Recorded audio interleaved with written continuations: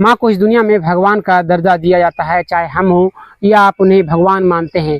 लेकिन एक माँ जो अपने बेटे के साथ कुछ ऐसी चीज़ें करती थी और करवाती थी जिसे सुन आपके पैरों तले जमी खिसक जाने वाली है। सो नमस्कार, आदाब, सत श्री अकाल दोस्तों, मैं करण राज, आप देख रहे हैं अनोखी अपराध। ये घटना जो है गुजरात के अहमदाबाद के तालुका नगर की है। तालुका नगर के एक गाँव में ममता नाम की एक महिला जिसकी उम्र 35 साल थी, वह अपने बेटे सुरेश के साथ रहा करती थी जिसकी उम्र 25 साल थी।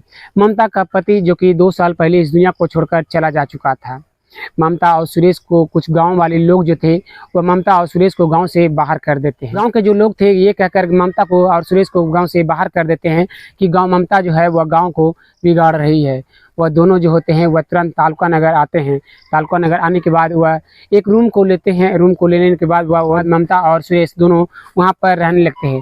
ममता जो होती है वह धीरे धीरे वहाँ के पास के लोगों से, गली मोहल्ले के जो लोग थे सभी से वह दोस्ती बढ़ाना शुरू कर देती है। धीरे धीरे वह सभी का भरोसा को जीत लेती है और सभी लोग जो थे वह उसके घर पर आते और बैठते और चला जाया करते थे। दिन जो था बहुत ही अच्छे से गुजर रहा होता है। फिर दिन आता है 10 अक्टूबर 2022। जिस दिन सुरेश का जन्मदिन था। ममता जो होती है वह सभी मोहल्ले के जो जितनी भी लड़कियां थी वह सभी को इनविटेशन देती है कि उसका बर्थडे है, जो वो उसके घर पर आए। तो मोहल्ले के जो लोग थे वह पूछते हैं कि ममता, आखिर तुम सभी मोहल्ले के सभी लड़कियों को क्यों इनविटेशन दे रही हो, लड़कों को क्यों नहीं दे रही। जो ममता होती है वह कहती है कि मेरा कोई बेटी नहीं है, इस कारण से मैं गली मोहल्ले के सभी लड़कियों को अपनी बेटी के समान देखता हूँ। इस कारण से मैं सभी को, सुरेश को अनुभव नहीं दिलाना चाहता कि उसकी कोई बहन नहीं है। इस कारण से सभी जो गली मोहल्ले के जो लड़कियां हैं वह सुरेश की बहन है, इसलिए सभी को मैं इन्विटेशन दे रहा हूँ। इस बात को सुनकर गली मोहल्ले के जो लोग थे वह खुश हो जाते हैं और अपने बेटियों को उसके घर पर जाने देते हैं। रात के करीब 8 बज रहे होते हैं। ममता के घर पर करीब 10 लड़कियां पहुंचती हैं। सुरेश वहीं पर बरामदे में खड़ा था। ममता जो होती है वह सभी लड़कियों को कहती है कि यहाँ पर हम लोग बर्थडे पार्टी नहीं करेंगे क्योंकि जगह कम है, हम लोग ज़्यादा देर तक यहाँ पर एंजॉय नहीं कर पाएंगे, कि चलो हम लोग यहाँ से एक होटल में बुक करते हैं और वहीं पर हम सुरेश का बर्थडे मनाएंगे। जो ममता होती है उन 10 लड़कियों अपने बेटे के साथ वहाँ से निकलती है और सीधे एक होटल में पहुँच जाती है। वहाँ पर बर्थडे बहुत ही धूमधाम से मनाया जाता है। सभी लोग जो थे खुश थे, सभी डांस कर रहे थे, पार्टी मना रहे थे। रात के करीब 1 बज जाते हैं। ममता जो होती है वह खाने का ऑर्डर देती है।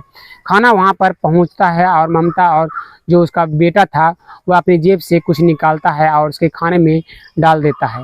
खाने में डाल देने के बाद सभी लोग जो थे वह खाना को खाते हैं और सुरेश और ममता दोनों कहते हैं कि मैं खाना आज नहीं खाऊंगा, जो मेरा व्रत है, जो मैं अपने बेटे के लिए हर बर्थडे का जो है इसको व्रत रखता हूँ। ममता जो होती है वह खाने को नहीं खाती है, ना ही सुरेश खाता है।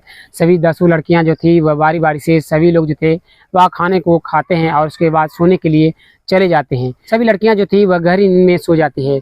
जब सुरेश और ममता देखते हैं कि सभी लड़कियां सो चुकी है तो वह तुरंत दोनों जाते उस रूम में जा पहुँचते हैं और दरवाजे को लॉक कर लेते हैं। फिर सुबह होते ही वह दोनों वहाँ से चले जाते हैं। अगली सुबह होती है। सभी जो लड़कियां जो थी वह रूम में सोई हुई थी।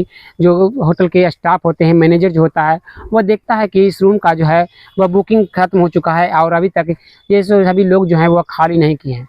इसलिए होटल के मैनेजर जो होता है उस होटल के रूम के पास पहुंचता है और दरवाजे को खटखटाता है, लेकिन दरवाज़ा कोई नहीं खोल रहा होता है। तो मैनेजर जो होता है डुप्लीकेट चाबी से दरवाजे को खोलता है और अंदर पहुंचता है तो देखता है कि सभी लड़कियां जो है वह सोई हुई है। बारी बारी से सभी लड़कियों को जगाया जाता है। होटल के मैनेजर को कुछ भी समझ में नहीं आ रहा था कि आखिर ये लड़कियां जो है इतनी लेट तक क्यों सोई थी, आखिर ऐसा क्या हुआ था रात में। सभी लड़कियों से होटल का मैनेजर पूछना शुरू करता है, लेकिन कोई भी लड़की बताने को तैयार नहीं था कि आखिर रात में क्या हुआ था।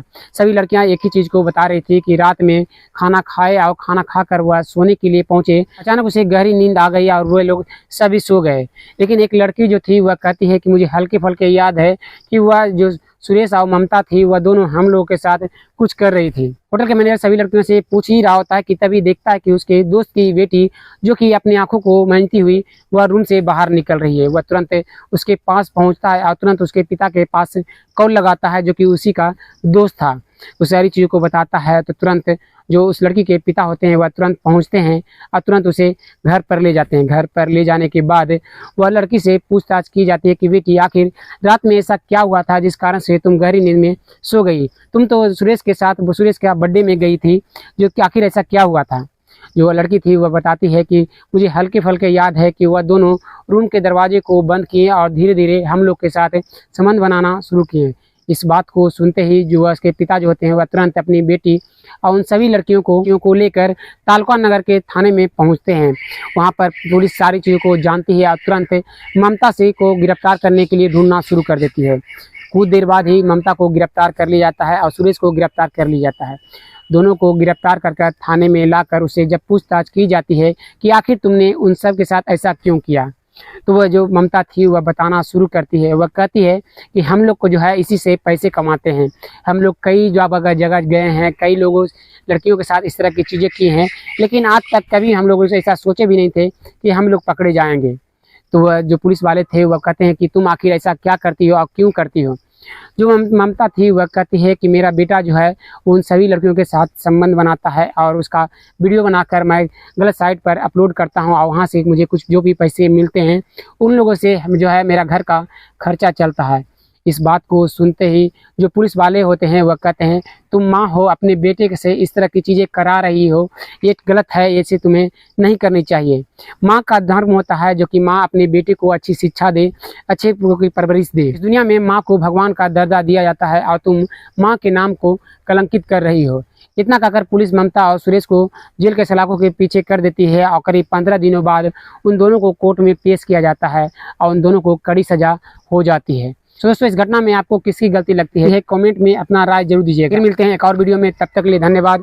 जय हिंद।